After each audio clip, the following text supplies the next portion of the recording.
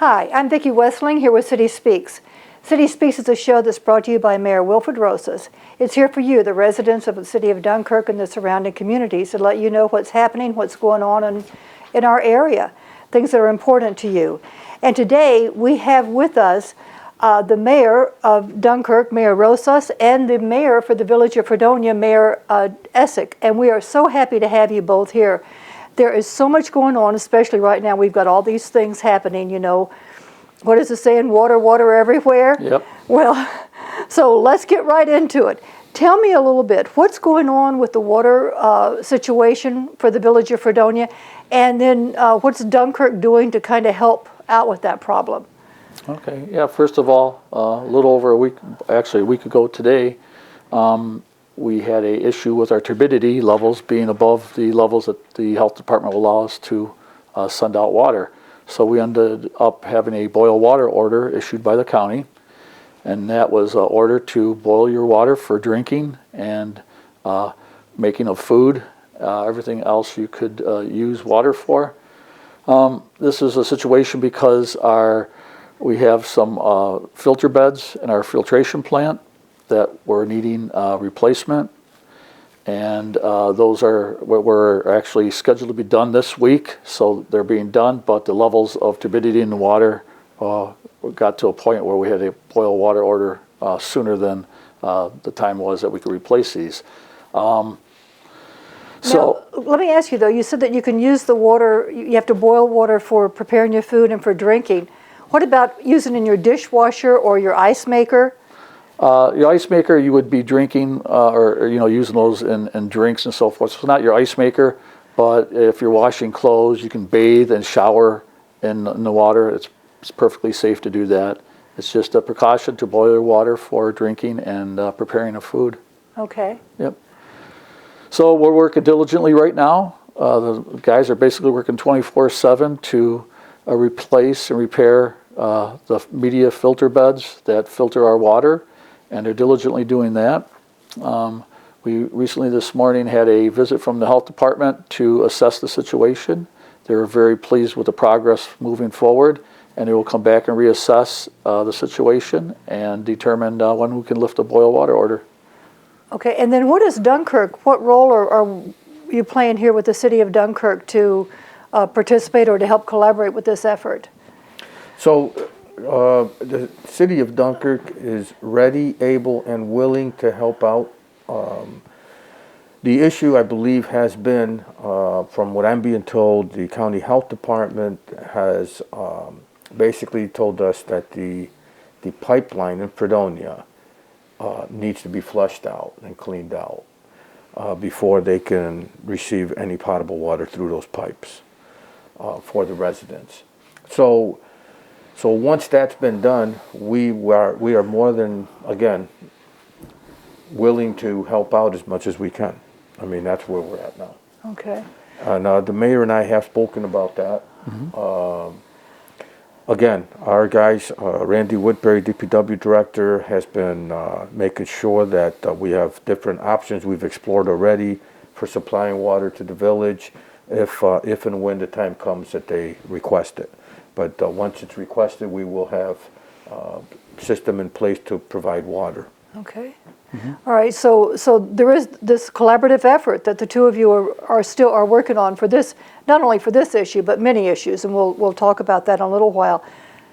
Touch a little bit on the North County Water District. What's going on there? Is that a concern? Is that something you're dealing with? That's not a concern. Actually, there's a positive thing we're going to be doing with the North County Water District right now. We have a water district on Route 20 in the town of Pomfret that the North County Water District has lines on both the east and west sides of our town that we will be connecting with very shortly here, and that will also provide assistance when we need it, and both back and forth. Actually, it's a two-way street where if we need water in emergency, we can utilize that, as well as our interconnects when they are operable to receive water, and vice versa. So it's a two-way street where we can provide emergency water and we can receive it. So it's a good thing there, and we're going to be doing that here shortly. And of course, I know that. Go ahead.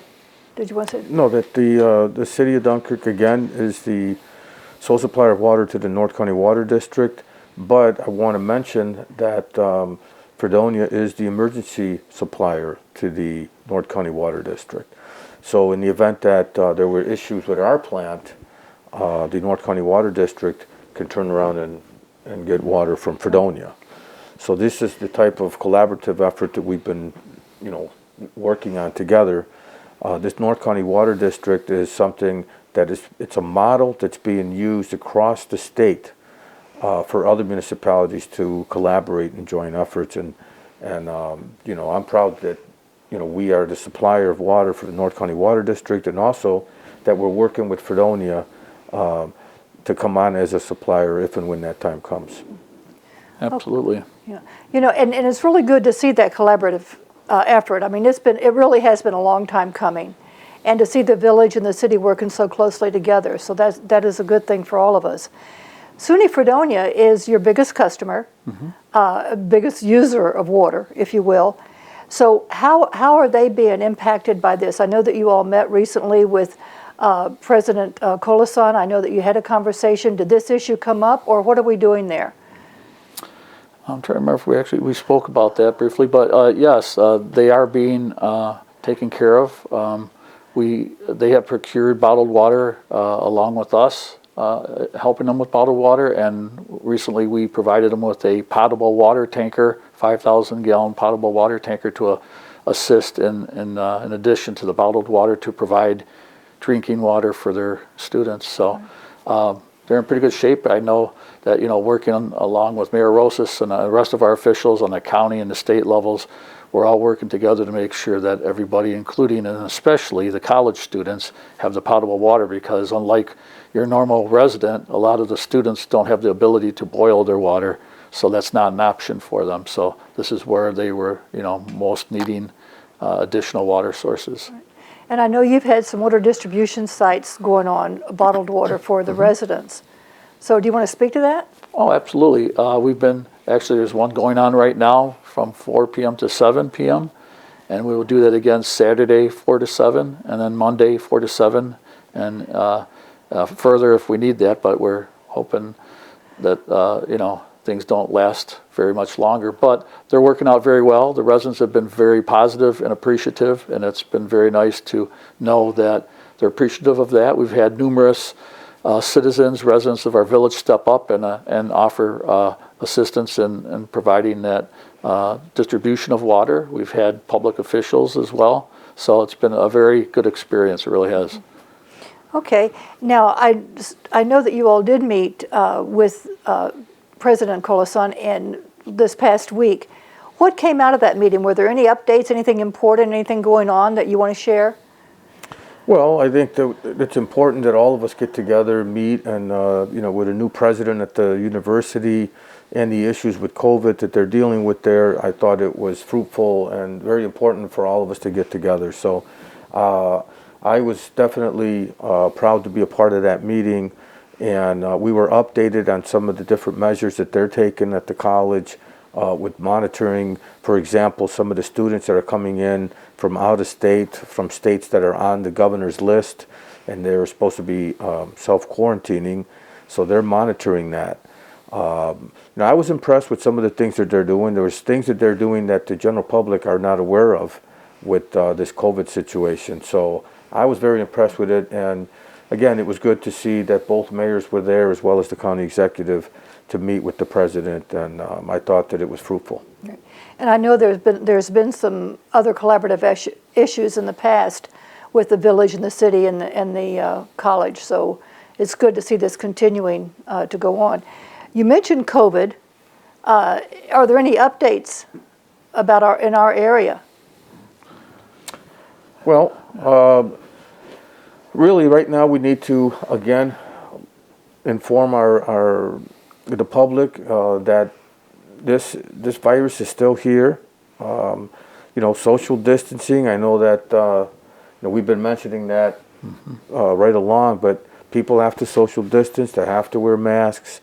We had a small spike at Fieldbrook and then at the college, but outside of that, I think that we're doing well. For the most part, people are actually abiding by the restrictions, and that's a good thing for our community. Yeah. Absolutely. I mean, when we had our meeting with the college president too, it was good that we were there and we collaborated because a lot of students live off campus, and there was a lot of concern from residents in both communities and the communities surrounding that the college students weren't practicing the proper guidelines, and so we are on that. The college, our police are working with the college and making sure that the off-campus students follow the proper protocols and do exactly like Mayor Rosas said. So. Well, and working together is so important. And I know that there are some other issues that have come up in the past that are just kind of still hanging out there. I know COVID kind of took a bite out of all of our plans this year. But there are some other things that you all have been working on, some other collaborative issues, shared police facilities, shared court systems. Where are we on that? Do you have any idea? Have you had any conversations about that? Well, the mayor and I have had informal discussions on that. I think that the mayor and I, again, are agreeable to meet and discuss this further. I mean, I am prepared to entertain that discussion and push it forward to our council, who is the governing body. Again, it would save taxpayers and both the village and the city not only money, but also it would provide our law enforcement professionals with a better environment for doing their jobs. So I would definitely be willing to sit down formally and start entering that discussion once again. Yeah, absolutely. I feel the same way, and it like the Mayor Rosas just said, our police and different facilities need to be the proper facilities to provide a safe working environment for our employees. So, like right now, our police do not have very good working conditions, and we need to work on that. And these are discussions that I would also fully support and bring towards my village trustees to explore further. Absolutely. Well, I know that the shared police facility has been an issue for at least 10 years. Mm-hmm. Because I know that I personally have had conversations with prior mayors for that amount of time and with both police chiefs. So that's good to know that that's happening. What other kinds of collaborative issues are going on? What other kinds of things are you two working on together? It's so good to have this collaborative effort. So what are we doing here? Anything special? Well, we do, again, our rescue units respond to Fredonia as needed, and Fredonia responds to Dunkirk as needed. I mean, this is common practice. It's what they've been doing right along, and they work well together in both the police and the fire departments. Our DPW departments also collaborate on certain issues. The mayor usually, if I need something, I will call him to start that process, or he will call myself, and that's how we work it. But we have a very good working relationship. Two things that I'll mention is one of them was the wastewater treatment plant. We were looking to move our slush over to Fredonia as opposed to taking it. Currently, we're taking it over to the county landfill, and we have to drive it all the way out there. So it would be a cost savings for us, and then we would pay them. So they would also reap the benefits of that revenue coming in. So that's something that we have proposed to the state for some funding, and that's still a possibility. The other thing that I'll mention is the brush pickup that we have here is something that's been an issue in the whole North County area. We have proposed to the Chadwick Bay Group to explore options on maybe finding an agreeable location in the North County area that we could take our brush to, and all the municipalities, I believe, would benefit from that. I think the mayor was involved in that discussion as well. Yes, these are all very good collaborative ideas, and when we spoke with the college president, we also brought back up the the connection. What was the connection there, Mayor Rosas? What am I thinking of here? I just drew a blank. Yeah. The Central Connection. The Central Connection. The Central Connection. I apologize. That's But the Central Connection was a project that was started a few years ago. It's a very good thing that it starts from revitalization from your city pier coming up Central Avenue involving the college and working its way all the way down towards Fredonia to Barker Commons. And this is a project too that we need to continue working forward on. It's, the city and village lines do not, it's not a, I guess a concrete thing. We are one big community. So we need to start working that way as a single community and working together. That's good to hear. That's great. And that is again, that project with the banners that we have. We've purchased banners. These are very nice banners, and they go from, like he said, the pier in the city, and all the way through the university and into Fredonia at Barker's Common. So that is pretty much connecting the students to both the village and the city. Right. So I think it's a great start to getting us to work together with the university and bringing the students out so they can enjoy both the village and the city. Right, because they really are, we're so close together. It would be nice to have that shared. You speak about those things and the projects that are happening. You mentioned Barker Common.